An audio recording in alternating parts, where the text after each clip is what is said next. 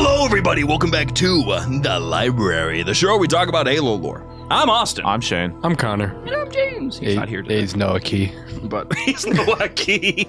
Huh? He spoke Spanish, Shane. Oh. Okay. Uncultured. Why did I think you called him like a name? I'm like, that's No, it's just a different language. This is like, who completely is different that? language. My friends, thank you so much for joining us today to talk about spicy Halo takes, as it were. Before we get into everything, go to JumperScape.com if you want to get plugged into the community or see the upcoming events that are coming up. You don't want to miss what's on Saturday. If you are in the area or can make a quick trip over there, down in Richmond, Virginia, on Saturday, April 26th, we're going to be at the Answer Brew Pub, showing up, promoting a new collaborative beer called We Like to Have Fun Beer. After our We Like to Have Fun Here thing. Thank you, Shane, for making that a marketable term.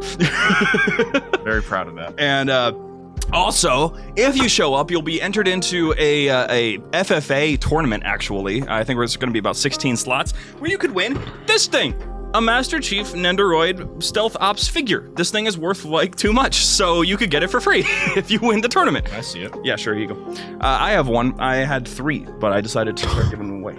So Nice. yeah, I got this one here. This is the last one that I got. So this is the last chance, really, until I start getting more of these things, which is probably not going to happen anytime soon. It's really cool. There's multiple different things that you can customize about it. It's posable. It's really cool. Show up, participate. It'll be a really good time. Also, you get to meet us, hosts of the Chatternet, and all sorts of other folks from JumperScape and everyone else that we're associated with. It's going to be such a good time, so you're not going to miss out on all that. Aside from that, though, we now have a new shop open in the Discord. It is currently containing every single one of our calendar art pieces from the 2025 community calendar.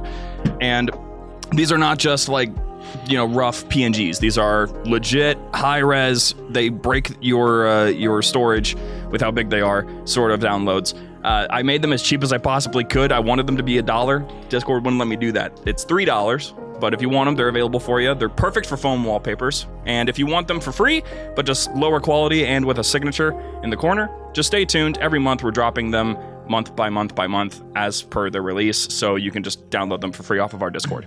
So, aside from that, putting all that out of the way, gentlemen, we've been usurped.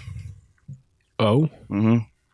You see, this whole time we've had Halo stands.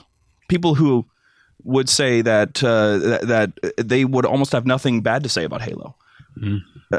I feel like that's not entirely true. I feel like some people come on to say maybe 1 or 2 things. Okay. But most of the time they're like, oh, I really will hope that Halo, flourishes. These are the things that I love about it. I dare not say what I don't like. Our guest today doesn't do that. Our guest today, Willie Asso from YouTube with over 100,000 subscribers, pulling up, doing the series, oh my gosh, the name of the show just completely slipped out of my mind.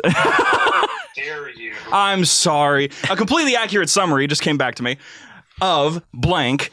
An ongoing series has been going on for how many? Like 6 or 7 years now? I think it's a little over 5 now, because I believe I started it during COVID. Your first upload is 6 years ago. Jeez. Yeah. Well, Will, why don't you go ahead and introduce yourself? We would love to know more about what this whole content is about and what you're doing here on the library, which is named after a level that I'm brought to my attention that you don't like very much. Yes, I don't think anyone likes that. I do satirical video game summaries, which is basically I play through the games poorly on purpose, no matter what people say, and then I lie about every single thing that happened and frame it as if I'm telling you the exact real truth. And then I wanted to talk about weird Halo lore stuff, usually, because I'm not super big into the out-of-game lore with Halo, but there are moments in the games that really don't make a whole lot of sense, and then they end up having to write them into books and things as retcons because people realize they don't really make a lot of sense and they need them to make sense. So that's what we'll be focusing on today, because I am not afraid to criticize my favorite things, because I think that if you can see the flaws in something and still enjoy it, then you enjoy it better than if you just ignore the bad stuff. That is completely understandable. So, where does Halo sit in your list of top games? Then, is it one of your favorite franchises?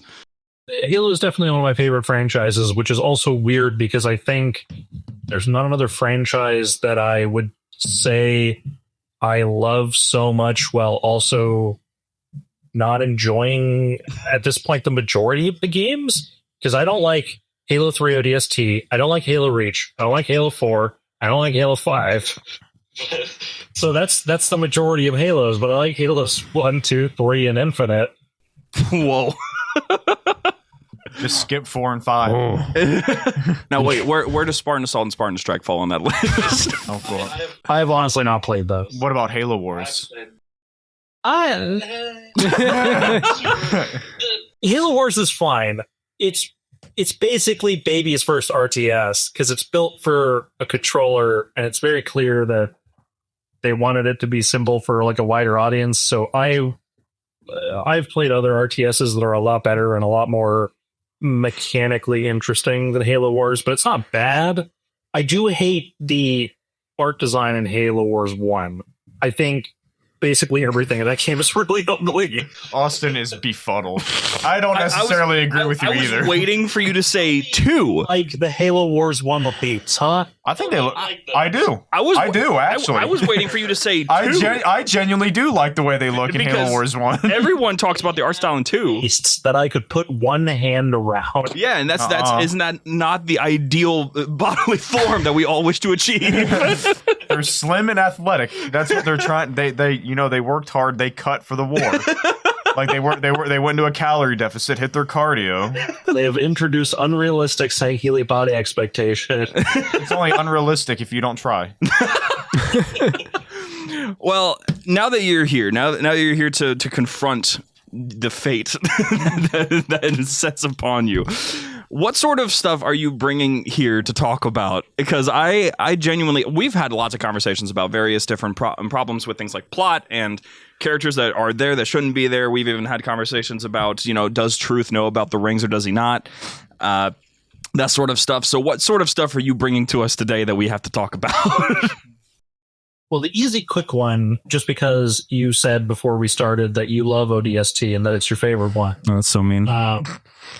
The entire ending of ODST hinges on a hallucination from Buck, because they get all of Alpha 9 together, they get on the Phantom, they start leaving the city, they have absolutely zero reason to turn around, and then Buck has a premonition from God that a conversation he had with Dare at the beginning of the game, which was completely unrelated to anything, leads him to know exactly where she is in the city.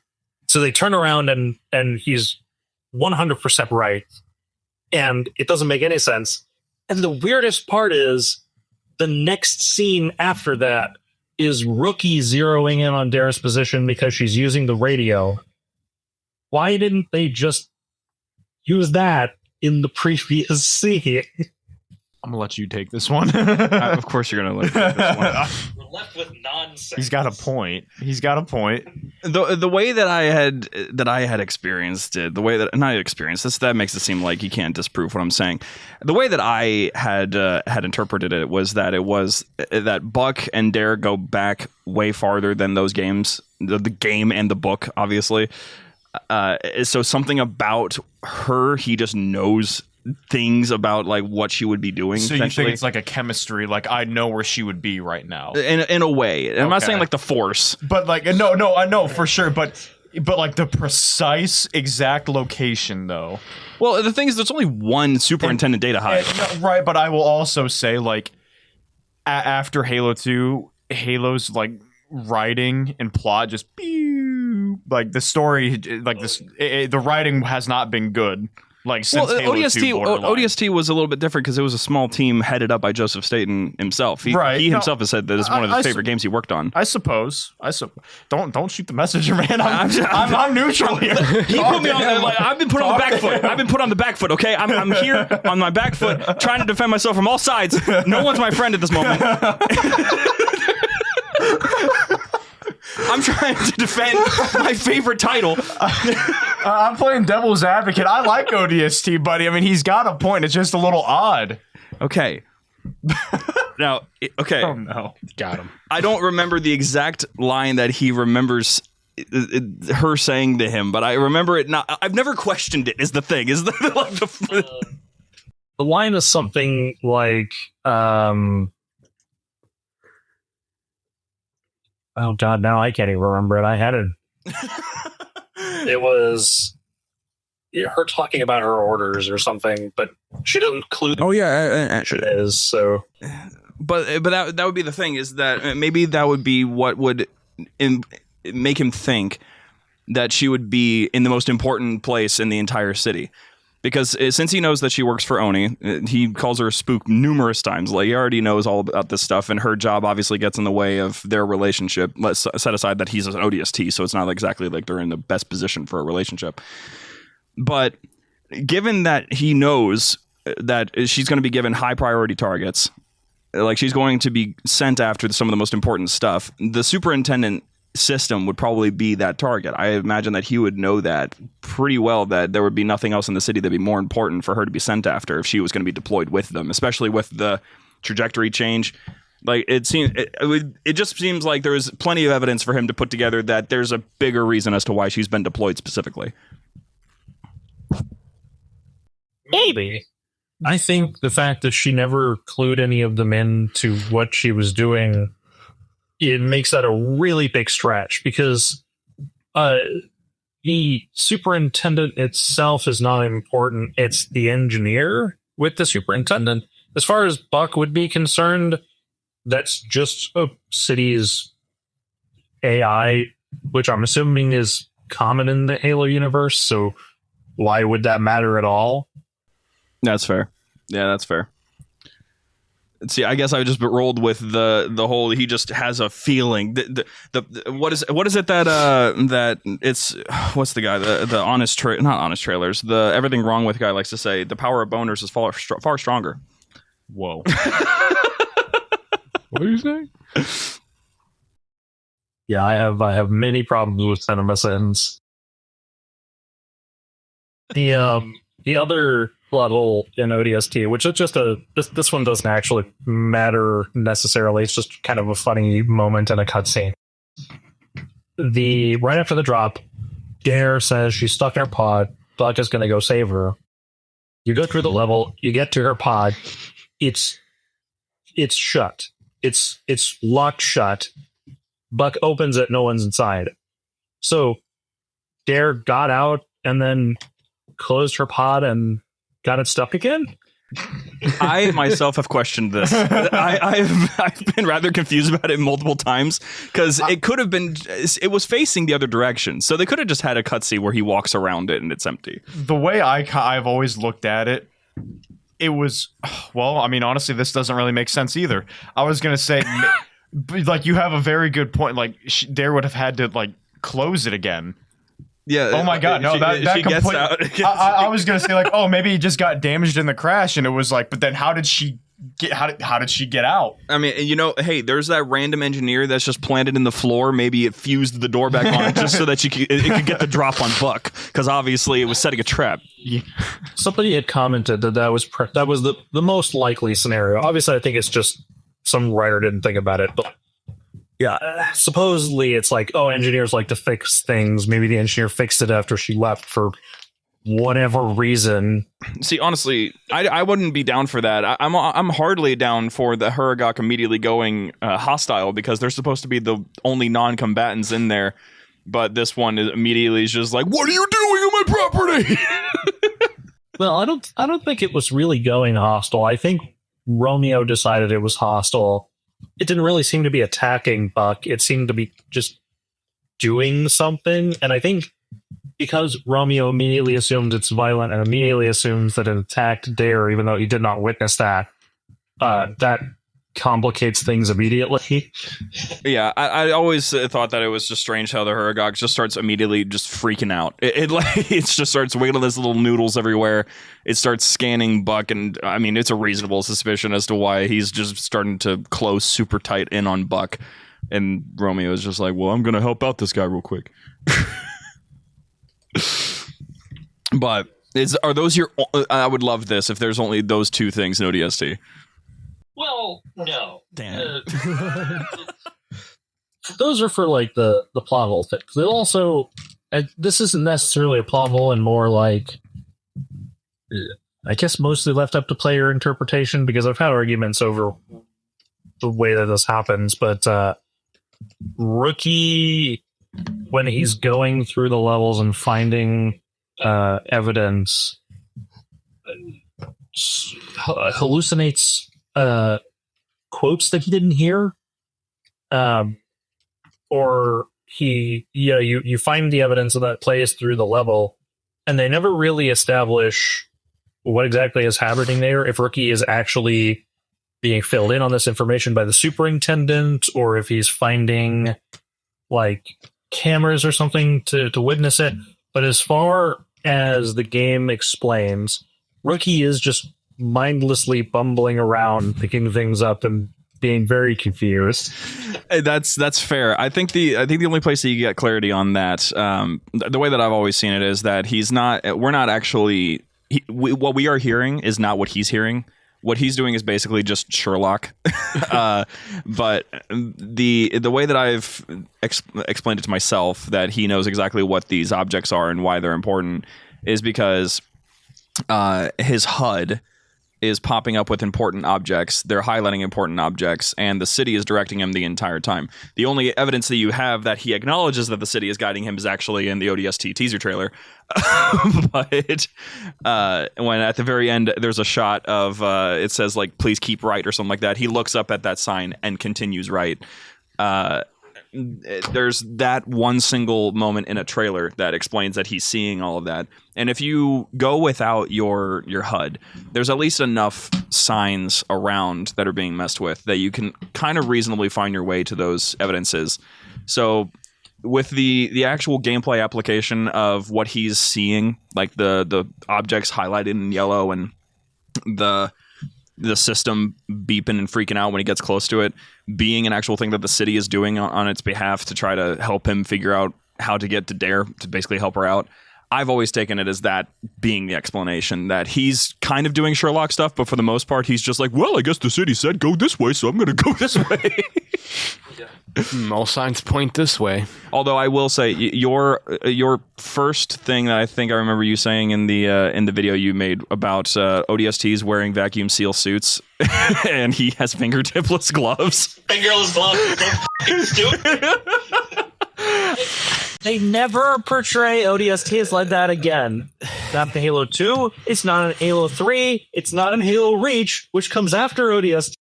So they realized it was fucking stupid. It was really bad, especially for the graphics of the time, because their fingers look like sausages. Yeah. Well, I call them low poly sausage fingers because they're disgusting. You look awful. Weirdest part is that's not a graphics at the time issue. That's a art direction for Bungie issue, because if you look at the Call of Duties that came out around that, they do not have gross low poly hands like that. The technology. Look.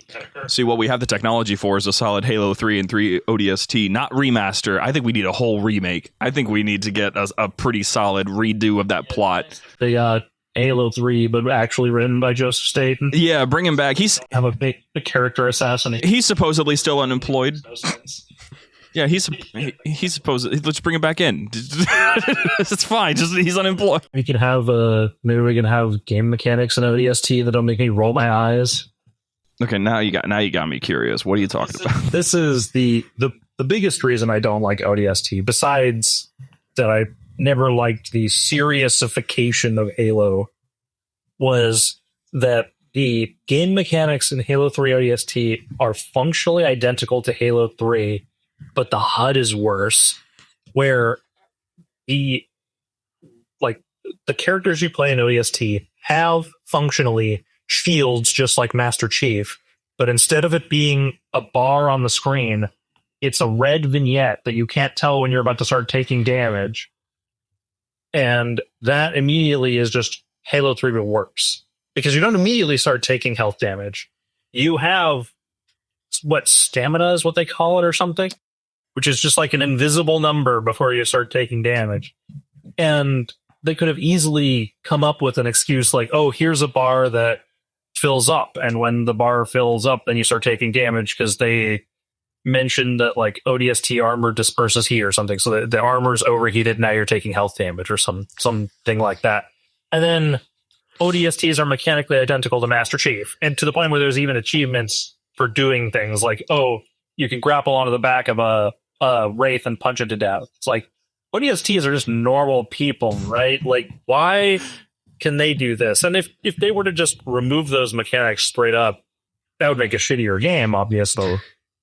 But I don't think they differentiated the game enough from Halo 3 because it's just the same mechanics, identical, and all the levels are the same. They hit the same marks as Halo 3, where it's like, oh, here's the tank level, here's the driving level, those kinds of things. And I thought it didn't do anything new that we hadn't already seen, but better. Obviously, the whole plot just fits itself in between Halo 2 and 3, and Halo 3 had already concluded at that point, so we know where the plot's going. That's all understandable. I do see where you're going at with all that. I think the only thing that really excuses much of that stuff, which I really do wish the ODST released a little differently, but I feel that way about a lot of Halo, pretty much all the Halo games actually. Not Combat Evolved. I think Combat Evolved is kind of a perfect product, but in terms of what it was able to accomplish in 2001 anyway. But ODST, what we know about ODST is that it was. Even though it was not in a development hell, it's probably the only Halo that was not in a development hell when it was being produced. They still had a limited amount of time to make the game, so they had proposed concepts of making ODST more of a tactical shooter, with things like finally implementing the leaning mechanics that were proposed in previous Halo titles, implementing more stealth mechanics, since stealth is not an option in ODST anywhere, even on the streets. It's just as soon as you fire your suppressed weapon on an enemy that is completely by himself, everyone knows where you are now. It's the future, man. Yeah, of course it is. It's alien technology. This is why Connor doesn't read any of the books, so he can say stuff like this.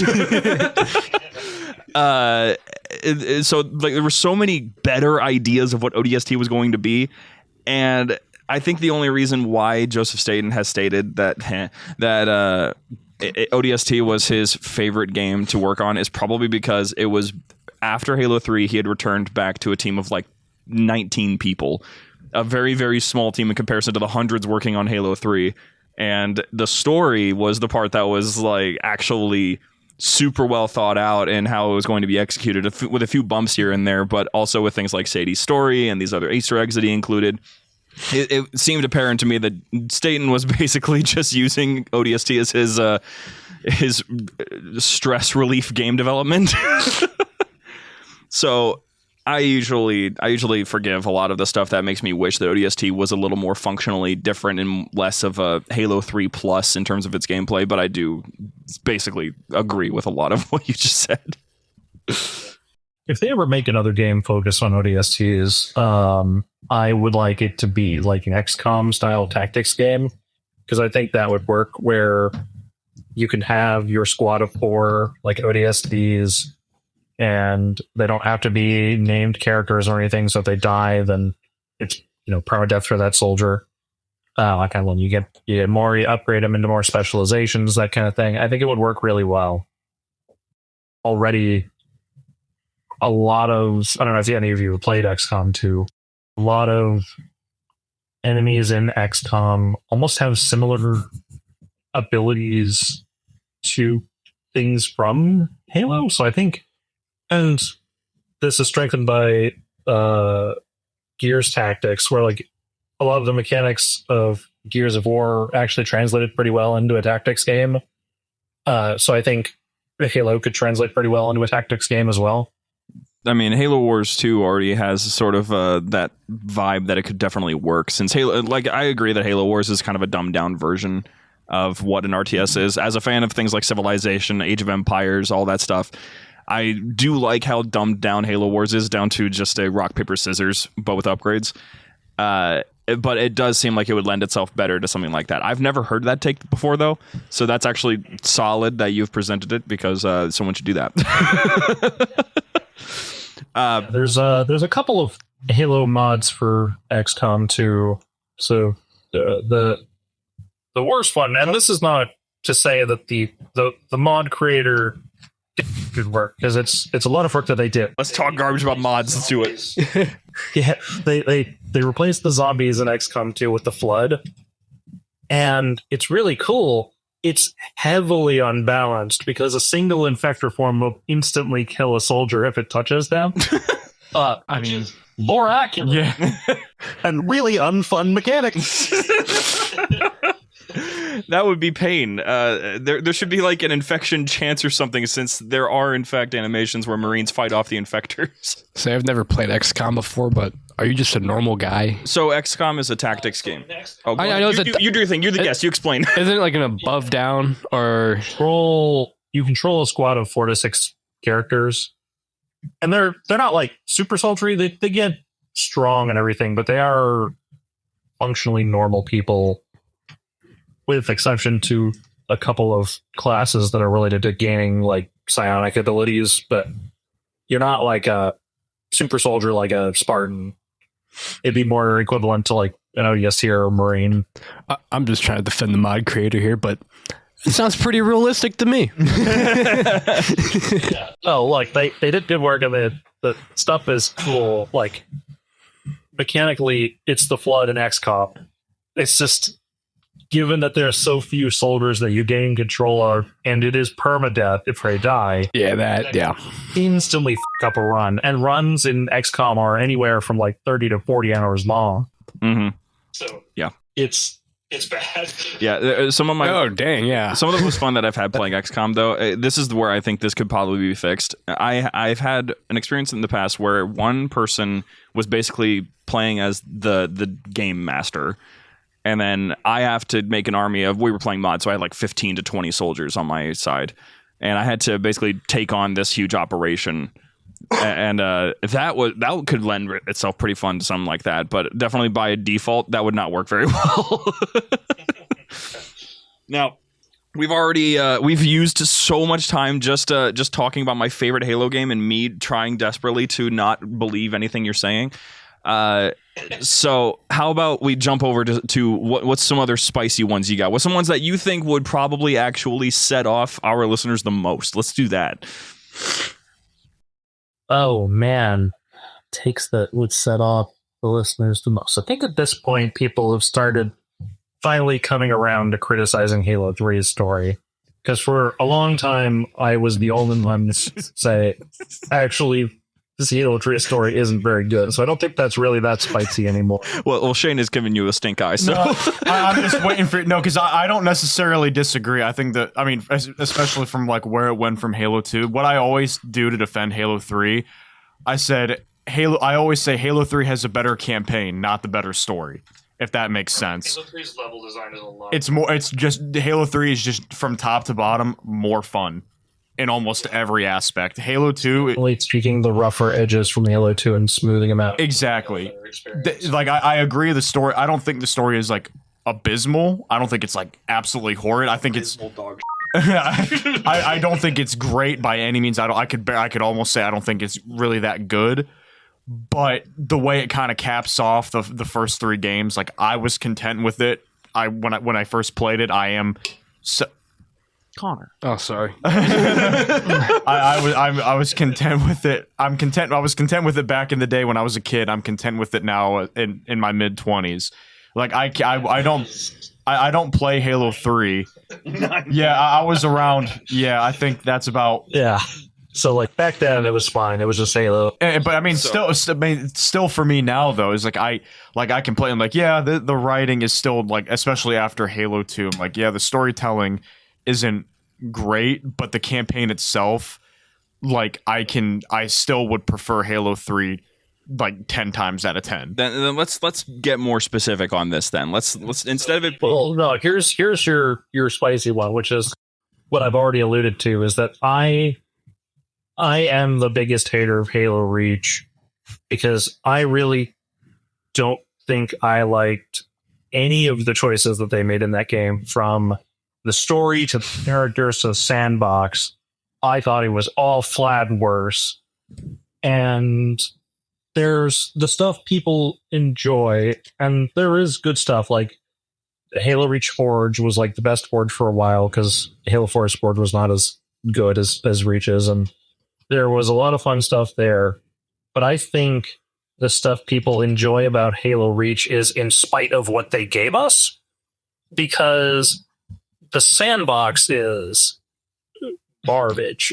There's so many weapons in Halo Reach that are just terrible and poorly balanced for the campaign, because I think Bungie's always done for like a multiplayer first focus for their guns, and they, as far as I know, don't have separate seats for the campaign. So you end up with the horrendously over tanky elites in the campaign, because all the weapons they use against them are balanced for a Spartan, not an elite. It boils down to the same problem that a lot of Halo 2's bigger multiplayer maps had, where it's heavily precision weapon focused, and since most players start with the DMR, you end up in games where nobody ever wants to swap off the DMR unless you get a power weapon, because every other gun sucks ass. Yeah. My thing is, the way I always looked at it, like I definitely agree, like it feels like I could put 2 mags into an elite on almost any difficulty, and it does feel like that, you know, they take a bit of damage, like too much to an extent. But the way I like in that game, for me, I always looked at it as like, I'm supposed to be getting my ass kicked. We're losing a planet. That's kind of how I always looked at it. I never looked at it like, oh yeah, like this is annoying. Like this again. The main thing of the game is like the planet is falling, humanity's outmatched. That's kind of how I always looked at it. At least I always looked at it in the way of. I can understand that take. However, you are expected to complete every level. No, 100%. Like, they're presenting you with this fact that you should feel like you're losing. They've balanced it poorly, and now people have to come up with these excuses of like, oh well, it's not actually balanced poorly. Like they were intending to make it frustrating and that kind of thing.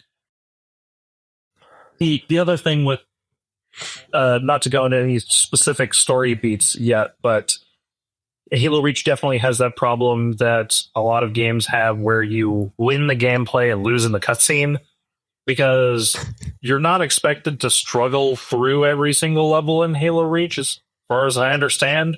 But when you get to the cutscenes, all of a sudden, now all that work you just did doesn't matter because you're just going to lose the cutscene. It's like, it's very deflating. It doesn't feel like that's what they were going for in terms of the gameplay to story sequences. Could I get some examples of what you mean by that? Because I'm not exactly sure what you mean by going from gameplay to cutscene where I don't remember, aside from maybe like them dying in a cutscene or something. I don't remember losing. The character deaths, like George's death is like you've almost single-handedly taken out a small squad of fighters. You've taken over this ship. You've gotten it up into place. Oops, the timer doesn't work on the sci-fi bomb, and now George has got to sacrifice himself. Or you defend sword base as best you can, and then just leave. I guess I don't remember what happens at the end of that. Yeah, basically you are just defending Oni sword base. Yeah. Yeah, and you do that twice. Yeah. Comedy Evolved syndrome. There's the getting Cortana to keys to get onto the pillar above him. Obviously, you get her there, and then Emil dies because he suddenly forgets how to use his gun. Well, all right, Shane, you got anything on that? Emil is his favorite character. Like, another problem I have is you don't spend enough time with any of the characters except for George to actually have them ingratiate themselves onto you, and it feels like their deaths aren't all that impactful because of that. See, I actually have a rebuttal to that one, because I've heard that one a lot, and I have to go back to when I first played the game when I was a kid. Because the reason I was confused for a long time, I never quite understood that position because I didn't understand why I didn't feel that way. So I explored that a little bit, and I realized what I had felt was I was sad for their deaths because I didn't get to know who they were. They just die. Noble Six doesn't know who these people are. I am Noble Six in this case because Bungie does that all the time, where we're not going to worry about the main character because you are the main character. Pff, come on, dude. So that's where I've usually land on that one. Is that it's not that I'm sad because I know the characters. It's that I'm sad because I didn't get to know the characters. It's sort of the sorrow that you feel, that I feel all the time when you have a character like a Spartan, especially, like let's say an unnamed or just now named Spartan character gets listed in a book, for example, and then dies in the next paragraph, unless they get brought back in a book 20 years later, empty throne. But that's usually my direction on that. Do you think that that's something that's a bit more applicable in that situation? I can see that perspective. Personally, I think it's a failure of writing or time that you don't get to see these characters, because they're not meant to just be throwaway characters, because the game definitely puts this heavy emphasis on them being important, and like Noble Six being part of this like elite group, and then you don't really see them do anything elite and just die off.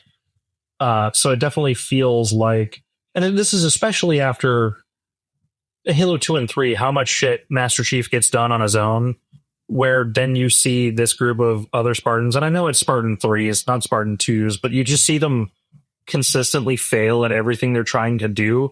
It doesn't feel, oh, this is so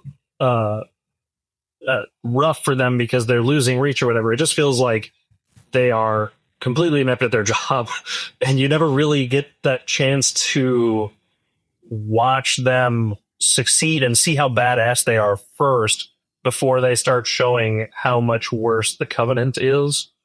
So it just sort of, and this is a problem in a lot of media, which where like you have a character that's supposed to be a super badass. So what you do is, if you want to show something else being a super badass, you have them beat the badass character. And all of a sudden, if that happens over and over, it's like, well, maybe these characters aren't actually that badass, when that's not really what they were trying for, but that's what they ended up happening. And I don't think that was their intention, especially for somebody like Emil, who was supposed to be like the Boba Fett of Halo Reach, where he looks cool, he doesn't say a whole lot, you never see his face, then he just dies. He didn't really get to do anything. That's understandable, actually, especially since even in the Waypoint Chronicle about Noble Team, Emil isn't in there yet. So how often do you have to argue these sort of points in your community? Because I've looked through your comments. They're not exactly the most interested in just going along with your perspective.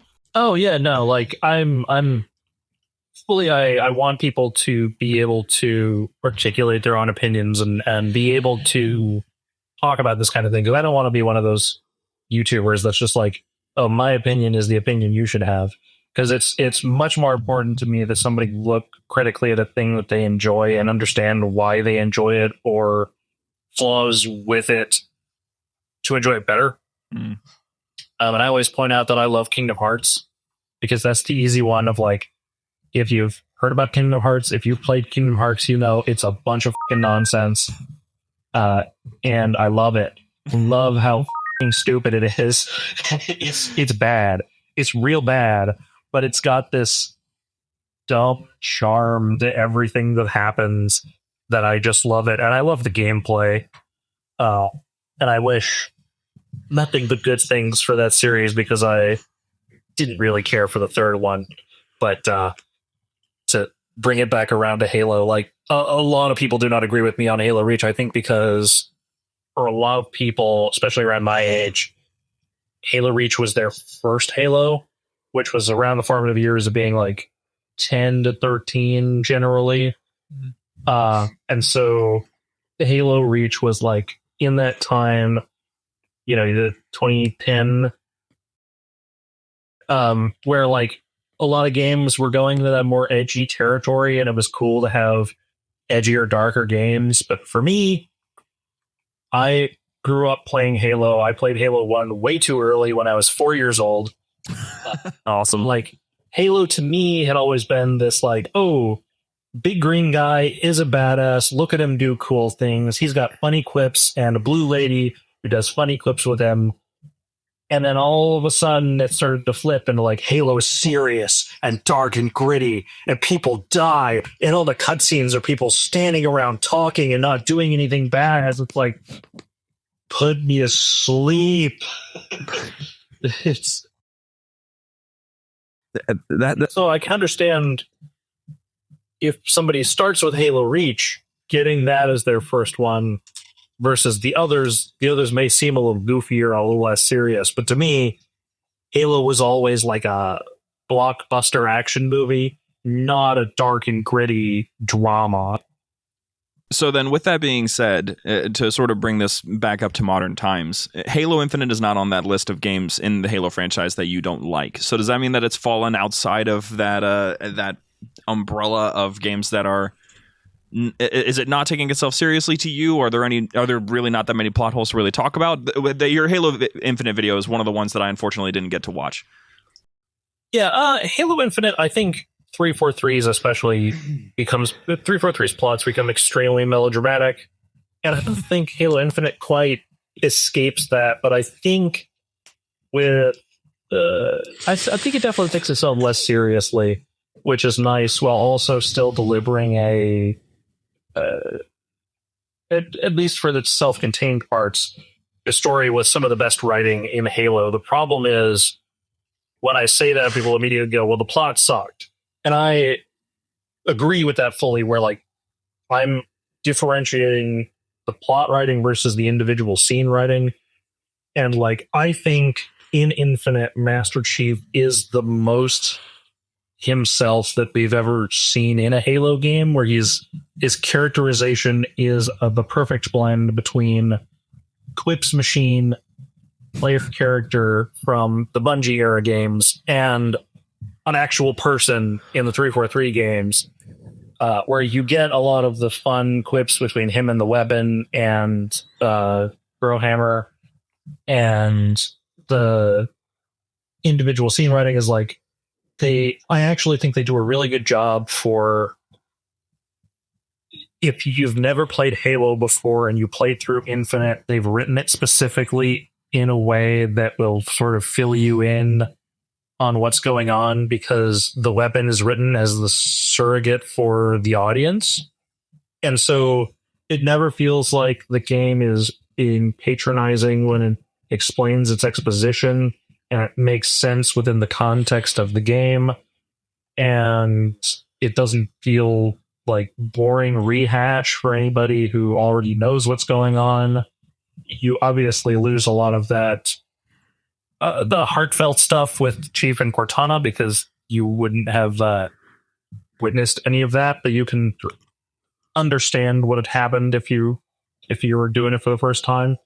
And I love, especially during the gameplay and stuff, the banished banter where they throw insults at you and talk to each other and stuff is absolutely the best we've ever had in any Halo. And they're hilarious to listen to. And Joseph Staten's grunt, the propaganda grunt. Yes. And so it's just, it's not quite fully back to Halo being super duper fun again, but it definitely feels like they finally have figured out that people like Halo to be fun rather than serious. And I hope that is, supposedly they're doing like a Halo CE remake next. I really hope they take that good stuff, and because the overarching plot is already sort of set in CD, that they don't have to try and do something on their own, and they could just focus on refining the individual scenes, because Halo CE's writing is extremely basic, because that's how it was in 2001. So like taking the writing style from Infinite and putting that back into a Bungie style game, I think would be really, really nice.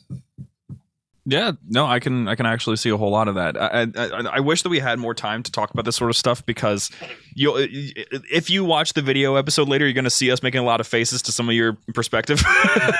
No. Trust me, I'm fully aware that my opinions are very niche and people do not agree with them, and that's fine. I mean, hey, it's cool. I actually really appreciate it, because it really helps. It helps remind that one of the challenging things that 343 has to deal with, well, Halo Studios, Microsoft, let's be real, has to deal with is, what exactly is Halo? What is the general consensus of that? So I completely get it. Exactly.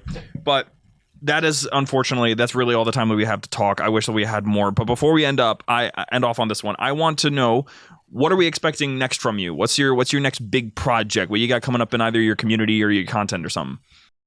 Well, the next cast will be the Indiana Jones and the Great Circle, which should be pretty spicy because I did not enjoy that game. I have actually a Halo animation project that I am working with some animators from Halo Raptor, because I am a lighting artist on Halo Raptor. And then I should also be working on the Halo TV show Season 2, a completely accurate summary.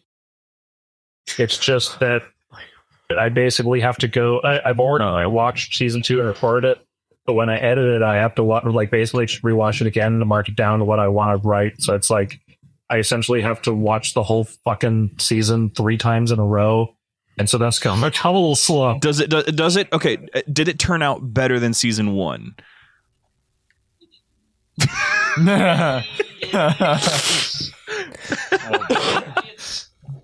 Yes, only because there's more action-focused stuff. I would say overall, the plot gets even more convoluted, and some of the choices they make are far worse.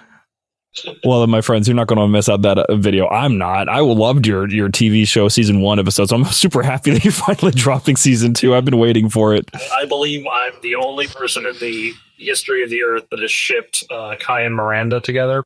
No one else gives a fuck about that shit. Yeah, because I saw that. I saw that. I was like, absolutely no one's going to comment on that, are they? Well, my friends, absolutely go check out all the content from Will. The stuff that is getting put out. I love the completely accurate summary series. I love the unique perspectives that are being provided. I think that there's a very special place for that sort of content that you're producing that is out here, not just trying to be like, I think probably the first thing that I thought of on the top of my head was something like an angry video game nerd sort of situation. It's just angry at things. It's not the case. The content comes off as more of I have particular perspectives about certain things, and I wish that it was a little different. This is where my experiences lie. The "Trust Me" slogan could not be farther from the truth. I love that as well. So if you haven't taken a watch to that sort of content yet, you absolutely should give it a shot, because it is one of the most entertaining series I think you can find on YouTube. Genuinely, I don't think that I'm embellishing that. One of the most consistent, because I did actually go out of my way to watch one of your oldest ones, and then I watched your most recent one. I'm like, wow, this is really consistent. The formula is still surviving. So if you guys enjoy that sort of content, go and find Willie Asso, subscribe to the channel, this is a podcast, so I say listen all the time. Watch the content that Will's putting out. I think a lot of people do just listen to it, because people will complain about me speaking too fast, or they will miss visual gags, because I throw a lot of visual gags in, and it's like, are you not just paying attention to the screen when I'm making these jokes? The answer's there. You're not the first one to do that too. Installation 00, actually, at one point when we had him on, he was talking about how he throws in all sorts of like single frame jokes or all of these other visual gags, but he is fully aware that people just listen to him while they fall asleep, so he knows that they never see it. He just does it for himself. Yep. So Anyway, my friends, thank you again, Willie, also for joining us. This has been an absolute fantastic conversation, talking about all this sort of stuff about the very, very existent plot holes. We're not going to deny that they absolutely exist within Halo games. I think that this sort of conversation is absolutely valuable and should be talked about a whole lot more amongst those who are trying to figure out where they really find their interests in Halo's lore, because if you're going to know the lore, you got to know where the mistakes are. And this being a Lorecast, we got to talk about the mistakes. But otherwise, my friends, if you guys enjoyed the show today, absolutely just go over to JumperScape.com, join the community there, find all the different things. Down there in the description will be a link to Willie House's channel and probably also Discord server, just to make that easy. And otherwise, if you guys want to see more conversations from today, we are bringing back the Terminals series, so just stay tuned for that. We'll be talking a little bit about some of the stuff that happened today, actually, either in our events, but also this conversation, because I think we have a whole lot that we wish that we had more time to say. So just stay tuned for the Terminals after show. Exclusive to Patreon. You can go as low as $1 and you'll get access to it. Otherwise, my friends, I hope to see you there on the Answer Brewpub. I know that some of this is going to be super last minute, but hey, Jeffrey, you're like 2 hours out. Just drive real quick and then drive back. You got the time and the energy. Just come on out, say hi. We would love to say hi to you as well. My friends, thank you guys so much for joining us. Join us next week for the very first live episode of The Library in our Discord server. You're not going to miss that one. We are broadcasting it in a stage channel for the first time ever with the one and only Installation 00. So please do not miss it, and we will see you next week.